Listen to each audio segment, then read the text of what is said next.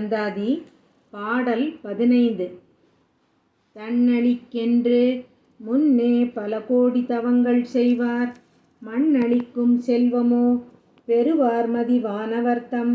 விண்ணளிக்கும் செல்வமும் அழியா முக்தி வீடுமன்றோ, பண்ணளிக்கும் சொல் பரிமளையாமலை பைங்கிளியே. இதன் பொருள் என்னன்னாக்க, இசைப்பது போலும் இன்சொல்களை கூறும் பைங்கிளியாகிய அபிராமி தாயே, உன்னுடைய திருவருளை நாடி பல கோடி தவங்கள் செய்தவர்களெல்லாம் இவ்வுலக அரசாட்சி ஒன்று மாத்திரமா பெறுவர்? சிறந்த தேவருலகை ஆளும் பேரும் அழியாத முக்தியாகிய வீட்டின்பமும் பெறுவார்கள் இல்லையா?